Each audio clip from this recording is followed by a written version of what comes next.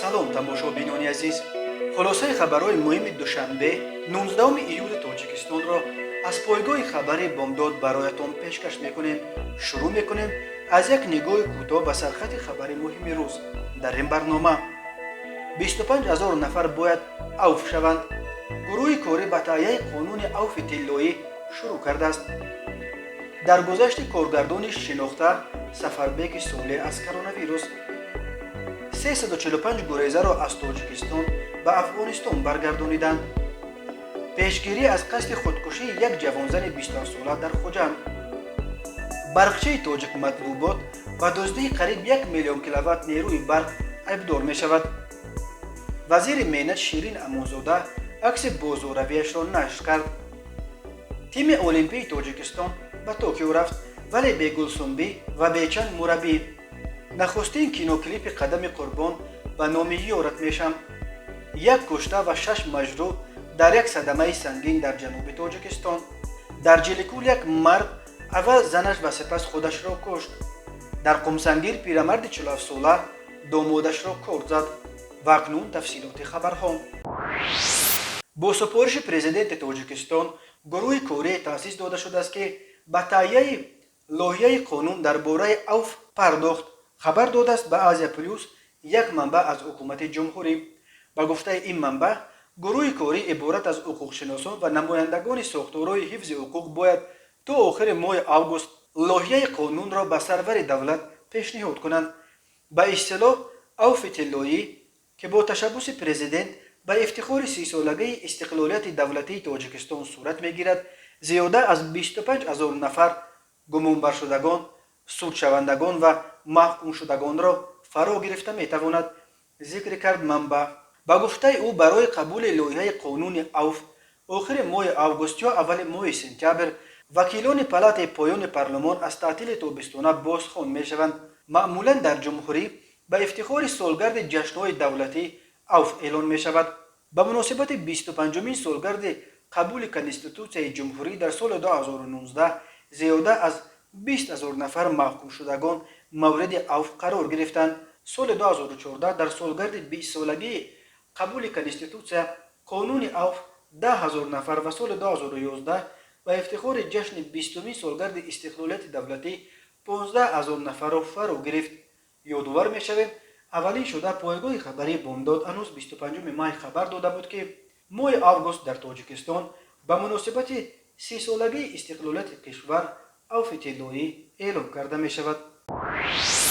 Сафарбеки Солеҳ, коргардони шинохтаи синамои тоҷик, рӯзи 19 июл ба иллати бемории коронавирус дар синни 62 вафот кард. маросими намози ҷанозаи Сафарбеки Солеҳ соати 18 дар маҳаллаи Ганҷобод, собиқ нефтяники ноҳияи Рӯдакӣ баргузор мешавад.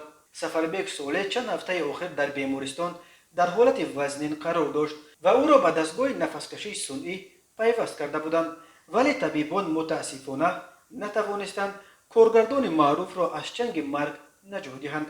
Сафарбеки Солеҳ, ки дар шабакаҳои иҷтимоӣ низ хеле фаъол буд, охирин паёмаш дар фейсбукро аз бемористон бо нашри 2 акс дар рӯи кати беморӣ ва бо изҳори сипос аз табибон даъвати мардум ба эҳтиёт дар баробари хатари коронавирус гузошта шуд. худро эҳтиёт кунед, навишта буд ӯ дар ин паёми васияташ ба мардум. Сафарбеки Солеҳ соли 1959 дар Душанбе ба дунё омада, соли 1989 риштаи забону адабиёти тоҷики донишгоҳи давлатии Тоҷикистон ва соли 2004 риштаи ҳуқуқи донишгоҳи давлатии Қирғизистонро хатм кардааст. Сафарбеки Солеҳ чандин сол масъули бахши равобит бо ҷомеа барномаи рушди Созмони Милал дар Тоҷикистон буд. ӯ муаллифи 4 филми ҳунарӣ аз ҷумла Тақвими интизорӣ, Ангуштарии арӯсӣ, Ғайри оддӣ ва Ҳамсояи наққош мебошад, вале бештар дар таҳияи филмҳои мустанад устод буд. маркази матбуоти қушунҳои сарҳадии Тоҷикистон хабар дод, ки рӯзи 17-18 июл 345 сокини қирғизтабори деҳаи андимини вулусволии Вахони вилояти Бадахшони ҷумҳурии Исломии Афғонистон бо 4000 чорво ва воситаҳои нақлиёташон, ки рӯзи 13-14 июл соли ҷорӣ тавассути хати сарҳадии давлатӣ ба ҷумҳурии Тоҷикистон гузашта буданд, ба минтақаи зисти доимиашон ولسوالی وخان برگردانیده شدند. انتقال آنها بعد از آنکه مسئله تأمین امنیت شخصی آنها از طرف حکومت جمهوری اسلامی افغانستان کفالت داده شد، به واسطه منطقه نزد سرحدی جماعت دهات قزلرباط دویه مرغاب صورت گرفت. گفته می شود در اطلاعیه مرزبانان تاجیک میگویند در دوره بود و باش گریزگان افغان در موضع چاشتپه و دوجوک نویه مرغاب در دایره کنونسیون سازمان ملل متحد آید به گریزه ها، آنها از طرف مقامات دخلدار جمهوری تاجیکستان با جای زیست موقتی، مواد غذایی، سر و لباس و خدمت رسانی طبی تامین کرده شدند. وضعیت در منطقه ذکر شده مرز دولتی تاجیکستان و افغانستان تحت نظارت سرحدبانان تاجیک قرار دارد. افزوده است مرکز مطبوعات قشونهای سرحدی تاجیکستان یادآور می‌شود مرزبانهای تاجیک هفته گذشته خبر دادند که روزهای 13-14 ایول 347 ساکن قرغستبار دهه اندمین ولسوالی وخان افغانستان برای حفظ جان خود از گروه‌های مسلح حرکت طالبان خط سرحدی دولتی را در منطقه جماعت دهات قزلرباط نویه مرغاب عبور نموده وارد جمهوری تاجیکستان شدند. کمیته ایالت‌های فوق‌العاده تاجیکستان روز 19 ایول خبر داد که نجات از یک حادثه خودکشی در ولایت سوخت پیشگیری کردند. بنا به گزارش قسم نوبتدار ریاست کمیته ایالت‌های فوق‌العاده در ولایت سوخت، شخص با اضطراب خبر داده است که در پول بزرگ دریای سیر که دو گوشه خوجند را به هم وصل می‌کند، زن جوان در قصد خودکشی است. با دریافت خبر امدادگران فوراً به جای حادثه حاضر شدند. نجات با این زن که بعداً معلوم شد 27 سال داشته و ساکن نویه اسپیتامین ولایت سوخت بوده است، وارد گفتگو شدند و توسط صحبت و مصلحت و مشورت بالاخره او را از قصد خودکشی باز داشتند. این زن جوان در صحبت و مکالمه هایش سبب دست به این کار زدنش را نگفته است. حالا مقامات حفظ حقوق سبب‌های قصد خودکشی را مورد تحقیق و بررسی قرار دادند. هر سال در تاجیکستان بیشتر از 600 حالت خودکشی یا قصد خودکشی ثبت می شود. بیش از نصف آنهایی را که به جان خود قصد می کنند زنان و دختران تشکیل می دهند. مناقشه های عائلوی، کمبودی های روزگار، افسردگی، ناامیدی و خشونت در عائله سبب های عمده خودکشی زنان و دختران تاجیک نام برده می شود. ولی حالت های به جوابگری جنایتی کشانیدن شوهران و دیگر اعضای عائله با جرم به خودکشی رسانیدن در کشور تا حال کمی در کم است. چند پیش دادگاه نویه رشت ساکن دهه مشکونک این نویه اسکندرشاه سید محمدوف را با جرم به خودکشی رسانیدن همسر جوان همگی 19 سالش داد و به 5 سال و 6 ماه زندان با ادای جزا در کلونیاهای نظامش پرزور محکوم کرده است. داد و همگی 7 ماه و 7 روز بعد عروسیش و اتفاقا روز 14 فوریه که در دنیا همچون روز ولنتین یا روز عاشقان تجلیل می شود خود را به دار آویخته بود. تماشابینان عزیز، یادآور می شویم خلاصه مهمترین اخبار تاجیکستان را از پایگاه خبری بامداد تماشا دارید. برنامه را ادامه می دهیم. اگنتی مبارزه با کروپسیون تاجیکستان روز 19 ایول خبر داد که تفتیش پیشکی پرونده جنایتی رحمانوف رحمانکل متخصص تکنیک برقچه شرکت علمی و استحصالی اتفاق تاجیک مطلوبات را انجام داده برای بررسی به دادگاه سپرده است. رحمانکل رحمانوف بر اساس قسم 4 ماده 245 کودکس جنایتی تاجیکستان به از خودکنی به مبلغ مخصوصا بزرگ ابدار می شود. مرکز مطبوعات اگنتی گفت رحمانوف رحمانکل در وظیفه متخصص تکنیک برقچه شرکت علمی و استحصالی اتفاق تاجیک مطلوبات کار کرده. از ماه مارس سال 2019 تا ماه دکامبر سال 2020 از ایستگاه ترانسفورماتور جمعیت مذکور به مقدار 980,683 کیلووات ساعت قوه برق را استفاده نموده از صاحبکاران کارخانه استحصالی، مرکزهای خدمت رسانی و سودایی در حدود جمعیت فعالیت کننده مبلغ عمومی 586,116 از 67 سامانی استفاده قوه برق را جمع آوری کرده است، ولی اون را به شبکه‌های برق شهر دوشنبه پرداخت نکرده مبلغ در اختیارش بوده را با روی از خودکنی و اسرافکاری تصرف نموده به منفعت‌های شخصیش صرف کرده است. رحمانکل رحمانوف بر اساس قسم 4 ماده 245 همچنین جزا جریمه به مبلغ از 1824 تا 2700 نشان دهنده برای حسابها یک نشان دهنده 60 یا محروم ساختن از آزادی به مدت از 10 تا 15 سال تهدید میکند. جوانترین عضو حکومت کنونی تاجیکستان، وزیر مهنت، مهاجرت و شغل اهالی شیرین امانزاده روز 18 ایول در عرفه عید قربان در صحیفه‌اش در فیسبوک یک عکس خود را از بازار نشر کرده است. در عکس دیده می شود که شیرین امانزاده سمکه در کتف با لباس ادرس تاجیکی برای خرید به بازار رفته است. در عکس دیده می شود که شیرین امانزاده با رعایت قاعده‌های بهداشتی برای نقاب طبی کشیده است، ولی در بین باقی انبوه آدمان در داخل بازار همگی چند نفر دیگر نقاب پوشیدند و خلاص. فاصله اجتماعی 2 متر نیز در این بازار اصلا رعایت نمی شود و مردم همه بالای هم ریختند. این در حالی است که تاجیکستان با موج نو بیماری کرونا ویروس روبرو شده است و تنها از اول ماه ایول در کشور طبق آمار رسمی دست کم 20 نفر از پاندمی به هلاکت رسیدند. ماه ینور سال 2020 شیرین امانزاده رئیس کمیته رشد سیاحی نزد حکومت تاجیکستان و 3 نوامبر سال 2020 وزیر مهنت، مهاجرت و شغل اهالی تعیین شد. شیرین امانزاده از آن اعضای حکومت کنونی تاجیکستان است که با مردمگرایی خود فرق میکند. او از جمله در ماه اول وزیریش در پی تماشای یک فیلم مستند به مردکار بازار زنان شهر بخته رفته با زنان مردکار صحبت کرده بود. او همین طور روز 3 نوامبر سال 2020 برابر تعیین شدن به مقام وزیری به سر گور مادرش رفته قسم یاد کرد که در این مقام حلال و صادقانه به وطن و به مردم خدمت خواهد کرد. تیم المپی تاجیکستان عبارت از بیش از 20 نفر روز 19 ایول توسط پرواز دوشنبه استانبول توکیو برای اشتراک در بازی‌های المپی به ژاپن رفت. بازی‌های 32 تابستانی المپی که سال گذشته به علت کرونا ویروس دایر نشد از 23 ایول تا 8 آگوست در توکیو برگزار می شود. تاجیکستان را در این المپیاد 10 ورزشگر نمایندگی می کنند: سومون محمد بیکوف در وزن 73 کیلو، اکمل مرادوف در وزن 81 کیلو، کامرانشاه اوستوپریان در وزن 90 کیلو، تیمور رحیموف در وزن 100 کیلو.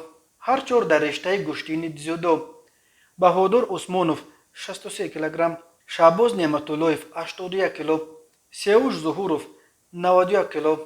هر سه اوید به بوکس: الدر احمدیف اوید به ورزش سبک، انستاسیا دیورینووا، اولمجان ایشانوف هر دو اوید به شناوری. باعث پرچمبردار تیم تاجیکستان تیمور رحیموف انتخاب شده است. باز یک ورزشگر تاجیک گلسنبی شریپووا نیز به مسابقه دویدن به مسافه 200 متر در بین زنان به المپیاد راه خط گرفته بود، ولی متاسفانه به علت لت خوردن پایش گلسنبی به توکیو رفتن نتوانست. بنا به اطلاع دریافتی، عبدالله قربانزاده و دلشاد نظروف رئیس و معاون اول رئیس کمیته جوانان و ورزش تاجیکستان جوانمردی نشان داده از سفر به توکیو دست کشیدند تا که به هیئت المپی تاجیکستان هرچه بیشتر نفران نزدیک به ورزش از جمله مربیان راه یابند. ولی باز هم در هیئت منصبداران کم نیستند، از جمله احتم عبداللهزاده با آنکه دیگر رهبر کمیته جوانان و ورزش نیست و حالا اگنتی خرد حفظ اسرار دولتی را رهبری میکند، در هیئت رسمی تاجیکستان به توکیو می رود. در عین زمان برای مثال شناوران تاجیک مجبور شدند که بدون مربیانش به المپیاد سفر کنند. بنا به اطلاع نظرالله لطیف، شورای ورزشی رادیو آزادی، ورزشگران تاجیک سبقت را 24 ایول شروع می کنند. در این روز شهباز نعمتاللهیف در رشته بوکس در وزن تا 81 کیلو وارد رقابت شده. 25 ایول مشزن دیگر تاجیک سیاوش ظهوروف پسر رئیس خدمات علاقه بیگ صبور در وزن بیش از 91 کیلو به قوه آزمایش شروع می کند. از 26 ایول گشتینگیران تاجیک به سبقت سر خواهند کرد. نظرالله لطیف می نویسد که تیم تاجیکستان اینک بار هفتم در المپیادهای تابستانه اشتراک می کند و تا کنون در بازی‌های المپی صاحب 4 مدال، 1 طلا، 1 نقره و 2 برنج شده است. مدال طلا را برای تاجیکستان دلشاد نظروف سال 2016 در سبقت گرز اندازی در ریو دی ژانیرو به دست آورد. مژدن مفزونه چوری و سال 2012 در لندن و گشتنگیر رسول بوقیف سال 2008 در پکین صاحب مدال برنجی شده. گشتنگیر داغستانی یوسف عبدالسلاموف که در المپیاد و از نام تاجیکستان هنرنمایی میکرد در بازی‌های پکین سزاوار مدال نقره شده بود. کانال تاجیکان گروپ در یوتیوب روز 8 ایول کلیپ ترانه نو قدم قربان و شکرانه را با نام یورت میشم نشر کرد. این کلیپ در بین کمتر از یک شبانه روز الکی نزدیک 100,000 تماشابین جمع آورده است. این اولین کلیپ قدم قربان در سال 2021 است. مسئولان کانال این کلیپ نو را کینو کلیپ نامیده چون که اون 10 دقیقه طول میکشد و بیش از 6 دقیقه اولش مثل یک سریال فیلم مسحکوی است که از لحاظ محتوا به فیلم بنده قفقاز یا سرگذشت‌های دیگر شورک شباهت داشته، ولی در هوای موسیقی جذاب فیلم مشهور مسحکوی تاجیکی مجسمه عشق که با نام بابای غفور و صنم هم معروف است ساخته شده است. قدم قربان در این فیلم کوتاه نقش مرد تنبل دیهاتی را بازی میکند که وقتی به زور از خواب بیدارش میکنند و او سوار خر برا میبراید، دختر زیبای ماشین سوار را در را میبیند که ماشینش ویران شده است. قدم قربان که طبق سناریو با یک دیدن به این دختر نام شکرانه دل میبندد، زود خود را اوستای ماشین میگیرد و به شکرانه اظهار عشق میکند. قدم قربان یک آوازخوان تویگر از جماعت چگم نویه شمس‌الدین شوین در سال آخر با طرز عجیب ترانه‌خوانیش شهرت زیاد پیدا کرد. برخی ترانه‌های او در اینترنت چندین میلیون تماشابین پیدا کردند. خود قدم قربان میگفت که ویدیوهای او را در اینترنت مخلصانش میگذارند. من یک تلفن نوکیا عادی دارم و از این نوارهایی که در اینترنت نشر میشوند خبر ندارم. وقتی مردم قدم قربان را خیلی سخت گرفت که با ترانه‌های از حد ساده اش صنعت تاجیک را بی‌آبرو میکند، آوازخوان شناخته جانبیک مراد از وی پشتیبانی کرد.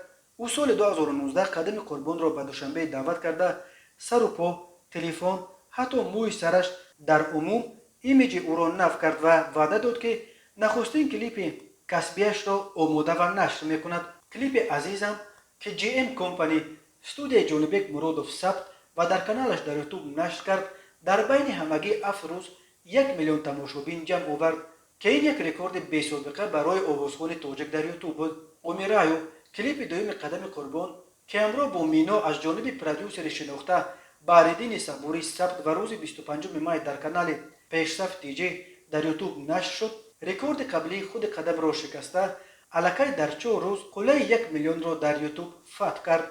ملکه کشت بوبوتا در اجرای قدم قربان در یوتیوب قریب 4 میلیون تماشابین جمع آورد، ولی بعد پاندمی قدم قربان در ثبت و نشر کلیپ‌های نوش چندان فعال نبود. وزارت کارهای داخلی تاجیکستان از 2 حادثه به سر یکدیگر کار کشیدن خویش و تبار نزدیک خبر داد. در ناحیه دوستی ولایت ختلان زن و شوهر در چنین یک حادثه جان باختند. مرکز مطبوعات وزارت کارهای داخلی گفت یک مرد 29 ساله ساکن شهر 20 سالگی استقلالیت ناحیه دوستی صبح 18 ایول تخمینا ساعت 9:00 به منزل استقامتی اپای همسرش زن 32 ساله ساکن شهرک 20 سالگی استقلالیت رفته از سبب مناقشه به میان آمده به بدن همسر 27 سالش 10 ضربه کارد زده، سپس با کارد در دستش بوده 4 مرتبه به بدن خود زده است. در نتیجه جبر دیده در را به بیمارخانه مرکزی ناحیه بردن جان باخته. خود گمان شونده در شعبه احیاگری هنگام گذرانیدن عملیات جراحی به هلاکت رسیده است. تفتیش این قضیه ادامه دارد. بنا به خبر دیگر کارمندان میلیسیا پیرمرد 74 ساله ساکن جماعت دیهات قمسنگیر ناحیه جیهون را که پیش بر اساس ماده 111 کودکس جنایتی جمهوری تاجیکستان برای قصداً رسانیدن آسیب میانه به سلامتی سود شده بود، این دفعه با اتهام قصداً رسانیدن ضرر وزنی به سلامتی دستگیر کردند.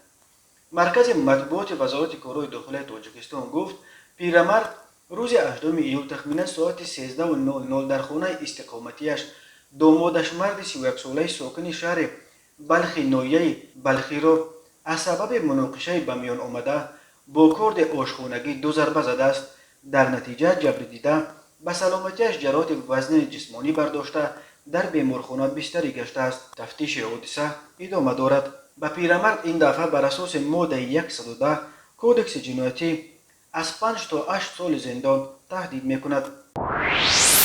рӯзи 7 июли соли 2021 тахминан соати 14:20 ронандаи мошини тамғаи Toyota Camry Азизов Раҳим Давлатович, соли таваллудаш 1962, сокини ҷамоати деҳоти боғгаи нояи Муъминобод, ҳангоми ҳаракат кардан аз тарафи шаҳри Боғтар ба самти шаҳри Душанбе, воқеъ дар ҳудуди ҷамоати деҳоти Ғалаобод ба самти муқобили роҳ баромада, бо мошини тамғаи Toyota Corolla таҳти идораи Алимов Камол Ёрбобоевич, соли таваллудаш 1974, сокини ҷамоати шаҳраки Вахши ноҳияи Вахш, ки бо роҳи худ ҳаракат мекард, бархӯрдааст.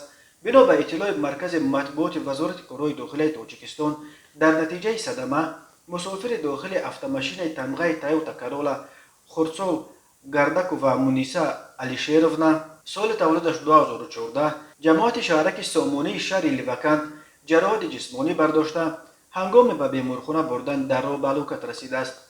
инчунин мусофири дигари автомашинаи мазкур марди 42 ва зани 35 сола, ноболиғи 9 сола, ҳама сокинони ҷамоати шаҳраки Сомониёни шаҳри Ливаканд, ҳамчунин марди 34 сола сокини ҷамоати шаҳраки Кирови ноҳияи Вахш, ронандаи мошини Toyota Camry Азизов ва ронандаи мошини Toyota Corolla Алимов ба саломатиашон ҷароҳати гуногуни ҷисмонӣ бардошта, дар беморхона бистарӣ гардиданд. таҳқиқи ҳодиса идома дорад. ҳар сол бар асари садамаҳо дар роҳҳои Тоҷикистон то 400 нафар ба ҳалокат расида, беш аз 1200 тани дигар маъюб мешаванд. тамошобинони азизу гиромӣ, ин буд муроре ба хулосаи чанд хабари муҳими имрӯзи Тоҷикистон. хабару гузоришҳои бештар аз Тоҷикистон ва дар бораи Тоҷикистону атрофи онро дар сомонаи пойгоҳи хабарии Бомдод пайгирӣ намоед. www.bomdod.com. хуш бошед.